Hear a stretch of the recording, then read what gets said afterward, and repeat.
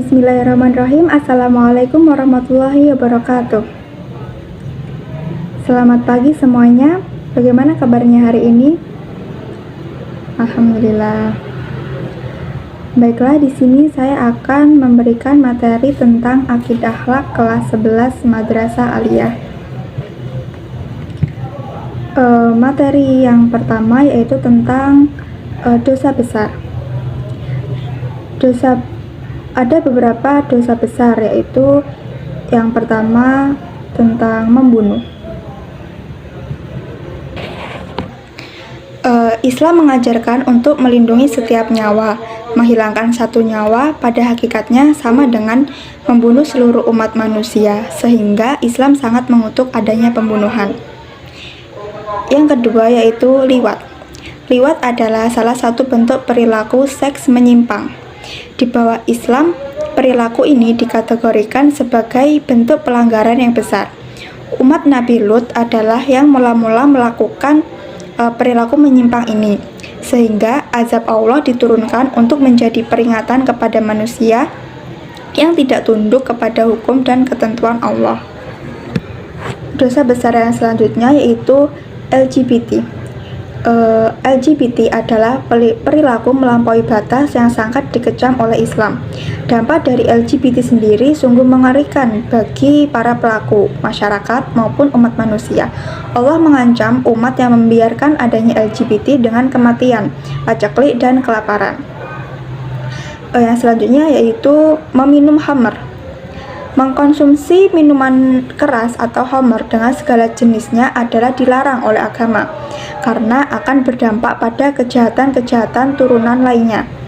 Misalnya, dampak dari perbuatan meminum khamr yaitu bisa berdampak pada perbuatan mencuri, membunuh, dan sebagainya di bawah alam sadar mereka. Perbuatannya disebut rich atau kotor. Orang yang terlibat dalam mata rantai khamr atau pembuat, pengedar, orang yang melayani meminum khamr, semuanya adalah termasuk pelaku tindak pelanggaran yang akan mendapatkan sanksi hukum. Dosa besar yang selanjutnya yaitu meninggalkan sholat.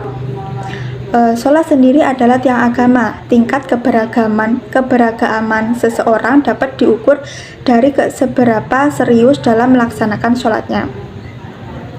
Amal yang pertama kali diperhitungkan di akhirat nanti yaitu sholat. Jadi jangan sampai kita itu meninggalkan sholat, karena sholat itu ibadah yang paling penting di antara ibadah lainnya.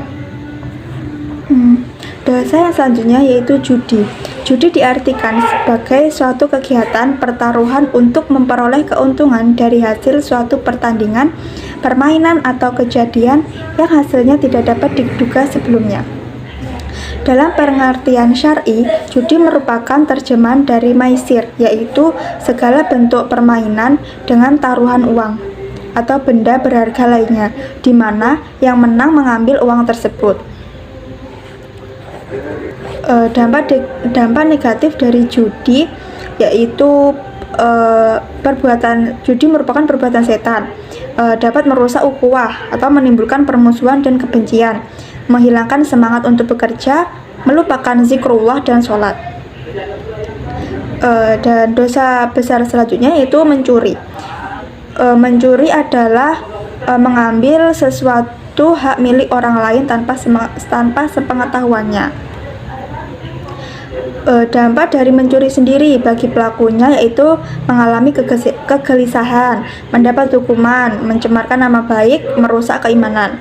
Dan bagi korban dan masyarakat yaitu menimbulkan kerugian dan kekecewaan, menimbulkan ketakutan, dan munculnya hukum rimba. Dosa besar yang selanjutnya yaitu durhaka kepada orang tua. Sesungguhnya jasa kedua orang tua terhadap anak sangatlah besar, bahkan tidak dapat dinilai dengan apapun. Seorang ibu yang telah mengandung kita selama 9 bulan, menyusui dengan susah dan lemah, dia menyambung nyawa untuk melahirkan anaknya, kemudian memelihara, menyusui, dan dengan penuh kelelahan dan perjuangan. Demikian juga dengan Bapak. Bapak sudah bekerja keras banting tulang untuk mencukupi kebutuhan kita, sehingga tidak heran jika keduanya memiliki hak yang harus dipenuhi oleh sang anak. Bahkan, perintah berbakti kepada orang tua tersebut disandingkan dengan perintah untuk beribadah kepada Allah Subhanahu wa Ta'ala. Bentuk perbuatan durhaka kepada orang tua diantaranya mengucapkan perkataan atau semacam membentak atau bersuara keras kepada orang tua. Terus bermuka masam, mencela orang tua, memandang sinis kepada orang tua, malu menyebut mereka sebagai orang tuanya, memberatkan orang tua dengan banyak permintaan. Bagi laki-laki yang sudah menikah, lebih mementingkan istri daripada orang tua, menelantarkan orang tua ketika masa tua saat membutuhkan anaknya. Dan dosa besar yang selanjutnya yaitu mengambil harta orang lain dengan cara batil atau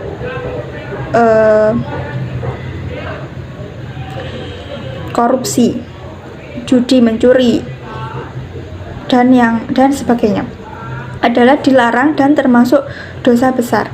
Hal ini dimaksudkan untuk melindungi harkat dan martabat manusia dalam masalah kepemikiran harta, maka usaha yang halal dan kerja keras adalah cara yang baik untuk mendapatkan harta. Demikian materi yang pertama, dan sekarang masuk materi yang kedua, yaitu tentang akhlak terpuji. Akhlak terpuji yang pertama yaitu adab berpakaian. Menutup aurat. Dalam berpakaian kita harus menutup aurat, tidak boleh ketat dan tidak boleh transparan, khususnya untuk kaum hawa. Berdoa ketika memakai dan melepas pakaian, tidak menyerupai pakaian yang dipakai oleh lawan jenis.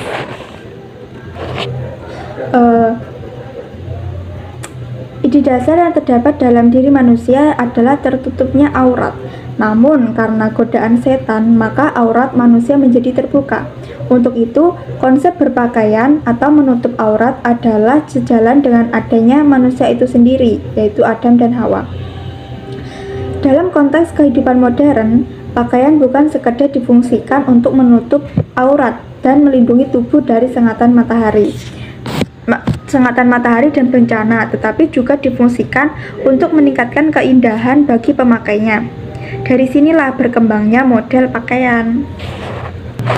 Yang kedua yaitu ada berhias. Jika kita berhias, kita tidak boleh tabarruj al-jahiliyah atau merangsang lawan jenis. Kita harus berhias untuk diniati untuk beribadah, bukan untuk kesombongan. Tidak boleh.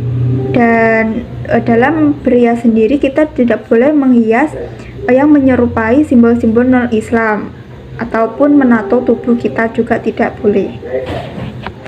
Dan dalam mencintai keindahan adalah fitrah manusia yang dicapainya melalui kegiatan berhias. Islam mengajarkan berhias bukan hanya untuk memenuhi selera keindahan diri sendiri dan sosial, tetapi lebih diutamakan untuk beribadah kepada Allah Subhanahu wa Ta'ala. Dan akhlak terpuji yang selanjutnya itu adab dalam perjalanan. Di dalam perjalanan sendiri kita harus berdoa sebelum berangkat, dalam perjalanan, dan ketika sampai tujuan. Dan kita dalam perjalanan itu diperbolehkan untuk menjamak ataupun mengqashar sholat. Safar atau perjalanan adalah kebiasaan umat manusia sejak zaman dahulu kala. Kebiasaan ini dapat meningkatkan pengetahuan dan keimanan kepada Allah Subhanahu wa Ta'ala. Kemajuan bangsa-bangsa terdahulu tidak terlepas dari kebiasaannya mengadakan perjalanan walaupun ke daerah baru yang sama sekali tidak pernah dikunjungi. Dan apabila berjalan kaki, maka ada beberapa hal yang harus diperhatikan dalam menjaga akhlak perjalanan. Di antaranya yaitu kita harus berjalan di sebelah kiri menyesuaikan aturan negeri yang bersangkutan. Terus jangan berkejar-kejaran di jalan atau berteriak dan sejenisnya. Apabila berjalan berkelompok, jangan mengganggu atau menghalangi jalan atau jangan menggerombol di jalan. Dan jika menemukan benda-benda yang berbahaya, alangkah baiknya kita mengambil benda tersebut dan membuangnya ataupun menaruhnya ke tempat yang lebih aman. Terus jika ada trotoar, maka berjalanlah di trotoar. Dan jika ingin menyeberang, hendaknya menyeberang di tempat-tempat penyeberangan seperti zebra cross ataupun jembatan penyeberangan. Dan adab yang selanjutnya yaitu adab bertamu. Jika kita ingin bertamu, maka kita harus meminta izin masuk atau mengucapkan salam maksimal 3 kali. Dan jika ingin bertamu, kita juga harus berpakaian rapi dan pantas. Dan laki-laki dilarang untuk masuk rumah apabila yang ada di rumah itu hanya perempuan. Dan bentuk adab bertamu yang pertama yaitu kita harus memilih waktu yang tepat, mengetuk pintu atau membunyikan bel. Tamu laki-laki dilarang masuk dalam rumah apabila tuan rumahnya hanya seorang wanita. Kita harus memperkenalkan diri apabila tuan rumah belum mengenal kita. Mengucapkan salam maksimal 3 kali. Apabila sudah dipersilakan masuk, maka masuklah dengan sopan. Jika duduk, janganlah duduk sebelum dipersilakan oleh tuan rumah. Menempati tempat duduk ditunjukkan oleh tuan rumah dengan tenang dan sopan, mengutarakan maksud tujuan dengan bahasa yang baik dan santun. Apabila disuguhi makanan dan dipersilahkan, maka makanlah dengan sopan, jangan seperti orang yang lapar atau rakus. Jangan melirik-lirik ke mana-mana. Apabila dirasa sudah cukup, segeralah minta izin untuk pulang dengan raut muka yang sopan dan ramah. Ucapkanlah salam sebagai tanda pamit. Dan selanjutnya yaitu adab menerima tamu. Adab menerima tamu, jika kita menerima tamu, kita juga harus berpakaian yang rapi dan sopan. Dan wanita dilarang menerima tamu laki-laki apabila wanita tersebut sendirian di rumah. Dan dianjurkan kita menjamu tamu sesuai dengan kemampuan kita. Dan hal-hal yang harus diperhatikan dalam menerima tamu yaitu yang pertama, berpakaian sopan. Terima tamu dengan sopan santun dan ramah tamah. Jawablah salam dengan ucapan Waalaikumsalam bila memberi salam. Dan tunjukkan wajah yang berseri-seri tanpa membedakan siapa tamu yang datang. Wanita yang sendirian dilarang untuk menerima tamu laki-laki. Persilahkan tamu itu masuk dan duduk. Suguhilah hidangan dan minuman. Apabila tamu tersebut ingin ketemu orang tua kita, maka segeralah beritahu orang tua kita. Ajaklah bicara dengan penuh kehangatan. Jawablah salam apabila tamu mengucapkan salam untuk pamit pulang. Dan antarlah tamu sampai depan rumah halaman ketika pulang. Pada materi yang terakhir yaitu tentang teladan utama Fatimatu Zahra dan Uwais Al-Qarni. Fatimatu Zahra sendiri memiliki sifat yang rendah hati, taat pada suami dan bersaja. Sedangkan Uwais Al-Qarni memiliki sifat jujur, sederhana, dan mandiri. Keagungan Fatimatu Zahra sungguh luar biasa. Beliau adalah sosok perempuan yang cantik dan mendapatkan karunia kecerdasan yang mengesankan. Kepribadian penuh dengan kesabaran, taat kepada orang tua, dan mandiri.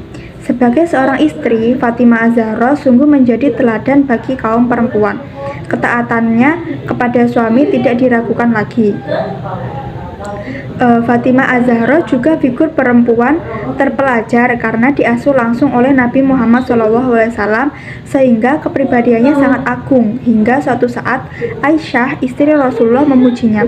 Saya tidak pernah berjumpa dengan sosok pribadi yang agung atau mulia melebihi Fatimah, kecuali kepribadian ayahnya. Sedangkan Uwais Al-Qarni sendiri adalah contoh perilaku anak yang sangat membanggakan dan patut diteladani. Hidup dalam kemiskinan tidak membuatnya menjadi orang yang mudah menyerah dengan keadaan. Beliau hidup sederhana dan selalu memuliakan ibunya yang sudah berusia lanjut dan sakit-sakitan. Baiklah, mungkin cukup sekian materi yang dapat saya jelaskan pada pagi hari ini. Apabila ada yang kurang paham atau ingin ditanyakan, silahkan.